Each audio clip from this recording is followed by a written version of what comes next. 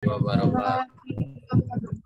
alhamdulillahirabbil alamin. Anak-anak kelas 6 yang soleh dan solehah di hari libur ini ya, alhamdulillah kita bisa tambahan untuk persiapan PTS besok. Ini liburan pada kemana sebelumnya? Ada yang jalan-jalan?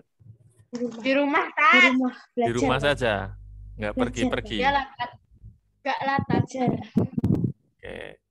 Ini karena kalau Ustadz tadi baca berita itu Puncak Bogor macet itu ya, macet total itu. Macet total bahkan Kenapa ada. nggak jadi PTM, Tat? PTS-nya, Tat. Oh, PTM-nya kenapa? komplain. Kamu mau PTM apa? PTS-nya mau PTM apa di rumah? Daring apa luring? Dua-duanya sih, Tat. Dua-duanya. Enak secara daring apa secara luring ujiannya? Luring wae, Tat. Nggak tahu sih. Ya, aku cuma tanya. Ya nggak apa-apa ya, karena memang kondisi saat ini lebih baiknya secara daring dulu ya, karena kondisi COVID sepertinya semakin meledak ya. Kalau kalian baca mengikuti Facebooknya Kementerian Kesehatan itu hampir setiap hari mesti 10.000, di atas 10.000 ya, ribuan lah intinya. Yang positif nambah ribuan gitu. Jadi kita lebih amannya diseragamkan. Karena kemarin juga ada beberapa yang mintanya daring, ada yang mintanya luring ya. Nanti ada kecemburuan juga ya, menghindari kecemburuan. Ini kok nilai yang daring kok nilainya bagus-bagus ini ya, nanti ada itu. Maka kita seragamkan saja semuanya secara daring. Senang daring apa senang luring? Ujiannya? Luring, Tat, jujur. Secara luring ya. Kalau Mbak Fe kok senyum-senyum ini, kamu daring apa luring, Mbak Fe? Bingung. Bingung. Oke. Ini sudah diputuskan dari sekolah ya. Jadi ujiannya adalah secara daring ya. Jadi full daring. Itu anak-anak sekalian, kita akan bahas soal-soal PTS tahun kemarin. Dan insya Allah mudah ya. Ada yang sulit soal yang kemarin di Ustadz share? Tidak ada ya. Coba kita bahas bersama-sama. Insya Allah nggak sampai 1 jam kita bisa selesai ya. Oke. Sudah kelihatan di sini? Udah. Nah, ini adalah soal tahun kemarin. Nah, ini. Nah, ini. Oke, kita mulai ya. Dari nomor 1. Ini Ustadz rekam. Soal nomor 1. Allah memerintahkan malaikat Israel untuk mencabut nyawa setiap makhluknya yang bernyawa. Di dalam Al-Quran, surat yang bermakna malaikat-malaikat yang mencabut nyawa adalah surat apa? An-Nazi'at ya. Mas Albani jawabnya apa, Mas Albani?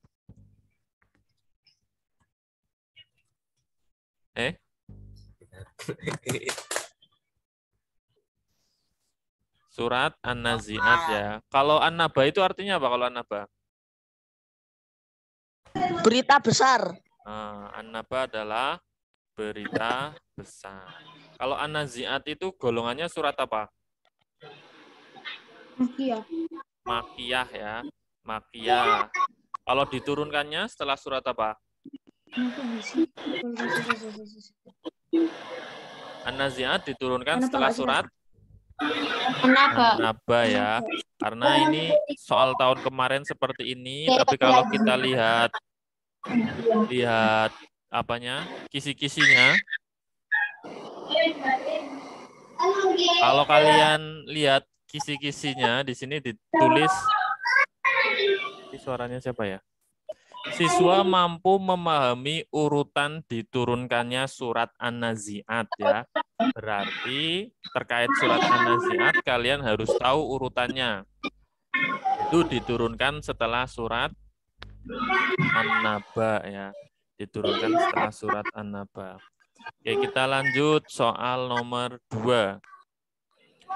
Orang kafir Mekah mengejek Rasulullah dengan bertanya-tanya kapan kiamat terjadi. Hal ini dijelaskan di dalam Quran surat An-Nazi'at ayat berapa? 42 sampai 46 ya. 42 sampai 46. Hari ini suaranya siapa ya? Danis. Oh, Danis. Oke, sudah Ustadz Mut. Itu ya, 42 sampai 46. Coba kita lihat kisi-kisinya ya. Siswa mampu memahami isi kandungan. Nah, berarti sama. Kemungkinan karena ini sudah di ayat 42 sampai 46, berarti kemungkinan soal besok yang keluar adalah ayat yang lain ya. Bisa mungkin ayat 1 sampai 5 berisi tentang apa? Atau 6 sampai 14 atau 15 sampai 26, 27 sampai 33 ya. Nah, jadi soal nomor 2 itu tentang isi kandungannya. Kalau nomor 1 ini gampang ini. Diturunkan setelah surat An-Naba ya. Nomor 2 ini harus kalian kuasai isi kandungannya ya. Per ayat harus dikuasai. Kalau besok dikeluarkan apa isi kandungan ayat 27 sampai 33? Nah, isinya adalah bukti-bukti kekuasaan Allah. Itu soal nomor 2. Kita lihat nomor 3. Fal mudabbirati amro. Fal mudabbirati amro ya. Ini terkait ayat, berarti harus hafal urutan ayatnya. Kita lihat kisi-kisinya. Siswa mampu melengkapi potongan ayat surat An-Naba. Kalau tadi surat apa ini? Fal mudabbirati amro. An-Nazi'at ya. Oke, berarti besok yang keluar adalah surat An-Naba ya. Berarti anak-anak harus bisa melengkapi surat An-Naba. Misal apa? Anin nabail, jawabannya apa? Azim. Alladzihum fihi mukhtalif. Harus hafal ya. Jadi kalau tahun lalu melengkapi surat An-Nazi'at, tahun ini di kisi-kisi di sini adalah melengkapi surat An-Naba. Kita lanjutkan lagi. Soal nomor 4. Di dalam Al-Quran terdapat 10 juz dan 114 surat. Surat An-Naba berada pada urutan ke berapa? 78.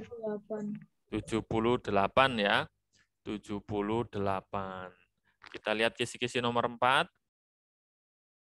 Kisi-kisi nomor 4. Di sini ditulis, siswa mampu memahami isi kandungan ya. Berarti kalian fokus di sini saja ya. Isi kandungan surah An-Naba per ayat. Soal nomor 4 ya, isi kandungannya adalah terkait isi kandungan surah An-Naba ya. Harus tahu itu ada 6 ya, ada 6 isi kandungan di surat An-Naba, harus paham.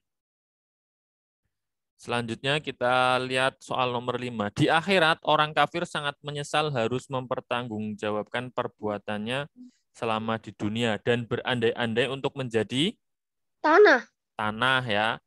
Berandai-andai menjadi tanah. Kita lihat kisi-kisi yang terbaru.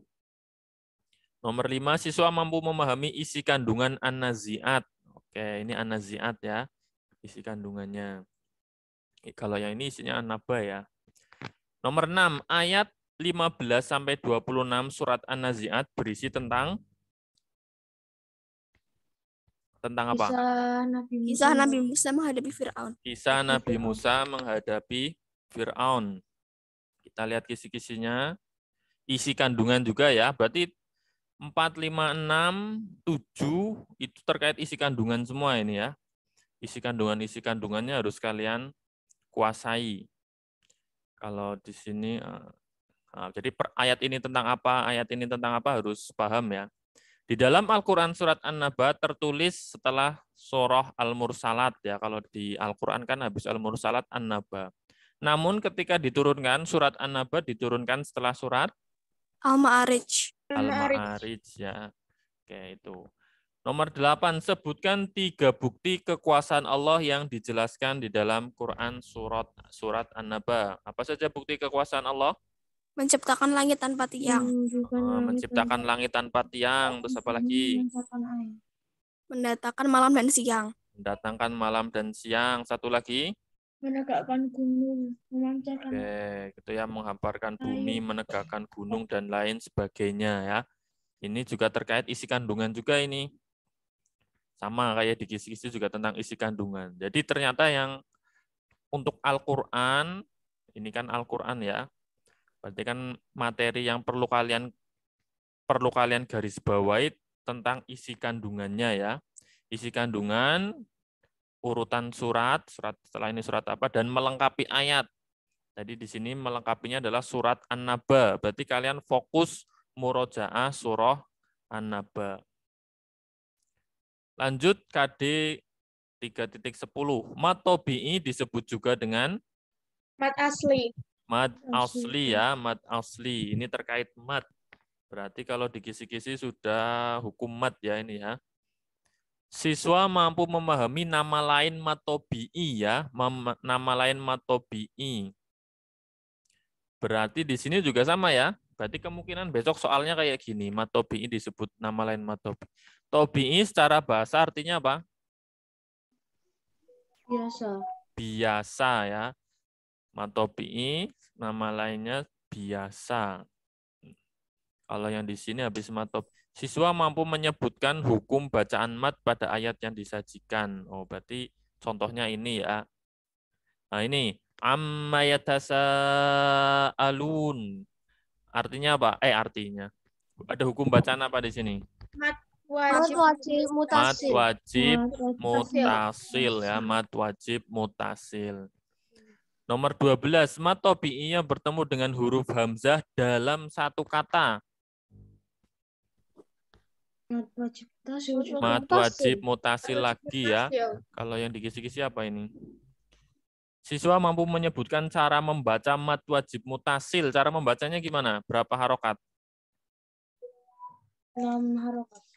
6 ya, 6 harokat. Kalau sini pengertian mad jaiz ya, mad jaiz munfasil. Berarti di luar ya, intinya kalau di luar kata itu adalah mad jaiz munfasil, hamzah. Nah, mad tobi'i bertemu dengan hamzah di luar kata atau terpisah itu mad jaiz. Hamzah atau alif, Tad? Alif ya, hamzah atau alif. Kalau yang di sini dijelaskan kalau di buku apa? Alif. Hamzah ya. Hamzah di sini. Kalau mad wajib mutasi ya? Kalau mad jaiz alif ya. Berarti alif. Gitu.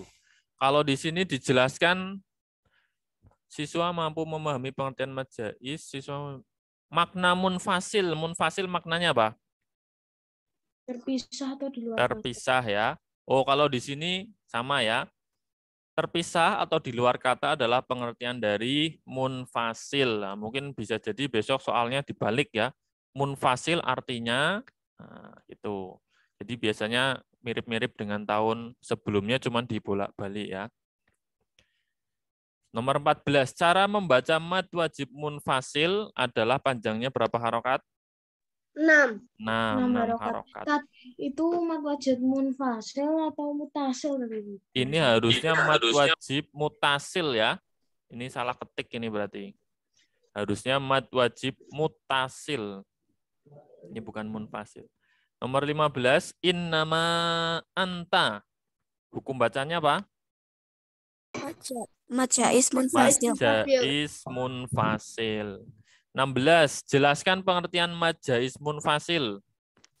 Apabila mad tobi'i bertemu dengan huruf alif di luar kata, maka cara membacanya. Oke, apabila mad tobi'i bertemu dengan huruf alif di luar kata ya, atau tidak dalam satu kata, maka cara membacanya adalah 2, 4, dan 6.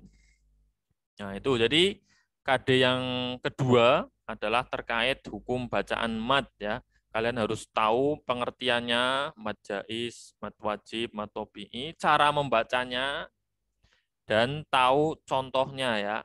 Itu insya Allah mudah. Selanjutnya KD yang ketiga atau 3.11 tentang akidah. Mempercayai bahwa apabila seseorang tertimpa kotoran cicak, maka akan mendapatkan rizki adalah contoh perbuatan Tahayul. tahayul ya, tahayul. Barang siapa melakukan amalan yang bukan dari ajaran Islam, maka akan ditolak ya, ditolak. Memperingati 7 hari kematian seseorang dengan membaca surat Yasin di rumah orang yang meninggal dunia adalah contoh perbuatan bid'ah ya, sudah dijelaskan. Barang siapa mengada-ngadakan dusta terhadap Allah sesudah itu, maka merekalah orang-orang yang Zalim. zolim ya, zolim. Meyakini bahwa kuburan orang soleh dapat memberikan berkah adalah contoh perbuatan khurafat. Sumber dari khurafat adalah Animisme dan dinamisme. Selamatan 1 Muharram adalah contoh perbuatan bid'ah. Sebutkan 4 cara menghindari perbuatan tahayul, bid'ah, dan khurafat. Memperdalam ilmu agama. Ibadah yang akan dilaksanakan Ibadah pada ahlinya. Memperdalam ilmu agama. Bertanya tentang agama kepada orang yang ahli. Oke, jadi gitu ya. Cara menghindari adalah memahami maksud dan tujuan ya dari ibadah, memperdalam ilmu agama, menanyakan pada ahlinya, dan tidak taklid. Itu adalah cara menghindari tahayul, bid'ah, dan khurafat. Nah, ini adalah tahun kemarin. Coba kita lihat kisi-kisi yang terbaru ya, terkait akidah tahayul, bid'ah, dan khurafat. Siswa mampu menyebutkan contoh tahayul, sama ya, tadi ada kotoran cicak, bisa jadi besok contohnya bukan kotoran cicak, tetapi tahayul di yang lain, atau percaya angka 13 angka sial, atau bulan Safar, bulan penuh sial, nah, bisa jadi itu yang keluar ya. Tuh. Selanjutnya, siswa mampu menyebutkan akibat berbuat bid'ah ya. Akibatnya apa kalau berbuat bid'ah? Ibadahnya akan tertolak ya. Siswa mampu menyebutkan contoh khurafat. Tadi ada di situ di soal tahun kemarin contoh khurafat, bisa jadi yang keluar tidak yang seperti itu. Di sini ada 3, bisa kalian jelaskan ya, bisa kalian pahami. Meyakini kuburan orang soleh dapat memberi berkah, meyakini sebuah benda memiliki kekuatan gaib, memakai ayat-ayat Al-Quran sebagai jimat. Nah, itu contoh-contoh khurafat. Selanjutnya, siswa mampu memahami dalil tentang khurafat. Dalilnya surat apa khurafat itu? An-Nisa ayat 94 ya. Barang siapa mengada-ngadakan dusta terhadap Allah sudah itu, maka merekalah orang-orang yang zalim, sama ya, seperti tahun sebelumnya. Nah, ini yang membedakan ya. Siswa mampu menyebutkan pengertian animisme dan dinamisme. Kalau sebelumnya itu sumber khurafat adalah animisme dan dinamisme, di soal yang tahun ini adalah pengertiannya. Animisme pengertiannya apa? Dinamisme pengertiannya apa? Animisme itu apa? Kepercayaan adanya jiwa dan roh ya.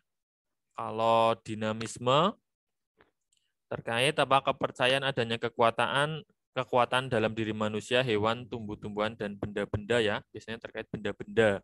Kalau animisme itu jiwa dan ruh. Kalau misalnya animisme itu berarti itu kayak orang percaya kalau misalnya pocong sundul bolong itu ya tentang keluar dari kuburan ya. Gitu. Ya. Itu animisme. Kalau dinamisme lebih ke benda-benda ya, benda-benda. Itu. Kayak keramat gitu ya. Selanjutnya, siswa mampu menyebutkan contoh bid'ah. Ya, ini ada beberapa contoh bid'ah bisa kalian kuasai. Biasanya beda sedikit ya dari tahun sebelumnya. Kalau tahun kemarin mungkin tentang selamatan 1 Muharram, mungkin besok tentang kenduri, selamatan kematian atau padusan ya. Contoh-contohnya. Siswa mampu menyebutkan 3 cara menghindari tahayul, bid'ah, dan khurafat, sama ya. Sama untuk soal uraiannya. Kita bahas lagi soal berikutnya tentang KD keempat, tentang akhlak. Perasaan penuh harap bahwa Allah pasti akan memberikan yang terbaik dalam keadaan apapun disebut apa? Optimis ya, optimis. Katakanlah, wahai hamba-hambaku yang melampaui batas terhadap diri mereka sendiri, janganlah kamu berputus asa dari rahmat Allah. adalah arti Quran surat Az-Zumar ayat berapa? 53. 53 ya. 53. Ini harus kalian kuasai. Bisa jadi besok yang keluar bukan Az-Zumar. Bisa jadi yang keluar adalah surat yang lainnya ya. Misal di sini ada tentang apa Al-Baqarah 148 ya, tentang kompetitif. 27. Allah memerintahkan hambanya untuk berfastabikul khairat. Fastabikul khairat artinya berlomba-lomba dalam kebaikan. Umar mengakui keunggulan orang lain dan tidak malu untuk menirunya adalah contoh perilaku kompetitif ya, kompetitif hikmah-hikmahnya. Nah, bisa kalian kuasai ini hikmah-hikmahnya. Perintah untuk bersikap kompetitif tertulis dalam Quran surat Al-Baqarah ayat 148. Selanjutnya, berlomba-lomba dalam melakukan persaingan dengan jalan dan tujuan yang baik adalah pengertian dari kompetitif ya. Pengertiannya kompetitif. Bisa jadi besok kalian kebalikannya. Kompetitif adalah ya Allah. panjang berarti ya. Kalau ini kan pendek. Kayaknya pasnya di uraian bukan diisi. Wah, ini ya, makanya dari itu perlu dikuasai baik pengertiannya maupun biasanya dibolak-balik soalnya. Orang yang bersikap kompetitif saat berhasil tidak sombong dan saat gagal tidak putus asa. 32. Mengapa seseorang harus bersikap kompetitif? Jelaskan. Nah, ini pengembangan kalian ya. Karena kalau misalnya gini ada perintah Allah Subhanahu wa taala. Karena bisa. Orang yang kompetitif akan tidak mudah menyerah dan putus asa dan akan dimudahkan jalan mencapai tujuan oleh Allah. Nah, itu juga bisa ya. Itu bisa juga ya. Bermacam-macam jawabannya. Kalau yang ini tidak terpaku kunci jawaban. Yang penting sesuai ya. Maka jawabannya pasti benar ya. Nah, itu. Kita coba lihat KD keempat ya di kisi-kisi terkait perilaku terpuji. Siswa mampu memahami dalil optimis. Oh, ternyata sama ya, keluar lagi dalil optimis Az-Zumar ayat 53. Selanjutnya siswa mampu menyebutkan makna fastabikul khairat, sama ya pengertiannya. Mampu menjelaskan makna kompetitif. Oh, ternyata ini keluarnya malah di pilihan ganda ya. Kalau tahun sebelumnya kompetitif ini keluar di isian, ini keluarnya di pilihan ganda. Siswa mampu menyebutkan contoh perilaku kompetitif. Nah, ini banyak ya, ada 5 di sini contoh perilaku kompetitif. Bisa kalian baca. Siswa mampu memahami hikmah perilaku optimis ya. Hikmah perilaku optimis juga sudah ada ya di sini, kehidupannya lebih terarah, mendapatkan ketenangan hati, tidak putus asa dan lain sebagainya. Memahami ciri-ciri perilaku kompetitif. Nah, ciri-cirinya ada ya, contoh perilaku itu juga sama. Dan yang terakhir untuk ini siswa mampu menjelaskan manfaat perilaku optimis. Oh, ternyata manfaat perilaku optimis untuk soal yang tahun ini. Kalau tahun dulu itu mana ya? Oh, bukan berarti ya. Menjelaskan manfaat perilaku optimis. Kalau dulu kompetitif ya di sini. Mengapa seseorang harus bersikap kompetitif? Oh, berarti kalau besok soal yang keluar kemungkinan adalah mengapa seseorang harus bersikap optimis ya, terkait optimis lah, bukan kompetitif. Kalau tahun dulu kompetitif, kalau tahun ini terkait optimis. Mengapa kita harus optimis? Nah, itu bisa dikembangkan. Kita masuk ke KD yang kelima. KD yang kelima ini KD terakhir ya. Suatu usaha yang dikerjakan pada waktu sekarang yang berpengaruh pada cita-cita dan tujuan yang akan diraih di waktu yang akan datang adalah pengertian dari berorientasi masa depan. Lawan dari sikap dinamis adalah statis ya, statis. Allah memerintahkan hambanya untuk berakhlak mahmudah. Mahmudah artinya terpuji ya, mudah ini. Proses berpikir kritis di dalam Al-Quran disebut tafakur. Tafakur ya, tafakur. Proses berpikir kritis di dalam Al-Quran namanya tafakur. Ahmad mampu membedakan informasi yang benar dan salah karena Ahmad memiliki perilaku berpikir kritis ya. 38. Apabila seseorang telah selesai dari suatu urusan, hendaklah bersungguh-sungguh menyelesaikan urusan yang lain. Hal ini tertulis dalam Al-Quran surat Al-Insyirah ayat 7 ya. Al-Insyirah 7-8. Fatimah tidak cepat merasa puas dan selalu ingin memperbaiki dan meningkatkan kualitas diri karena Fatimah memiliki sikap dinamis ya. Allah memerintahkan hambanya untuk berorientasi masa depan. Jelaskan manfaat orientasi masa depan. Manfaatnya orientasi depan di sini buku ada 3 ya. Usaha yang dilakukan menjadi terarah, bersungguh-sungguh dalam belajar, tidak mudah menyerah dan putus asa. Itu soal tahun kemarin. Kalau kita lihat kisi-kisinya, mana ini ya, siswa dapat memahami makna dinamis. Ya, makna dinamis tadi sudah. Memahami makna mahmudah ya. Oh, ini bisa dibalik ya. Bisa dibalik. Siswa mampu memahami makna berpikir kritis di dalam Al-Qur'an. Oh, tadi sama ya. Tafakkur. Siswa mampu memahami menyebutkan contoh perilaku berpikir kritis. Nah, ini mungkin contohnya akan berbeda.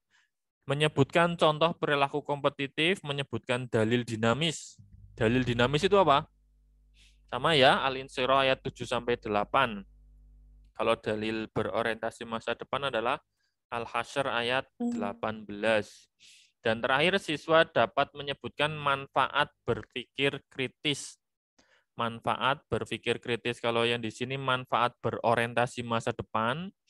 Kalau tahun kemarin itu manfaat berorientasi masa depan, maka tahun ini adalah manfaat berpikir kritis ya. Berarti kalian nanti pelajari saja ini saja. Ya. Satu-satu aku mau nanya.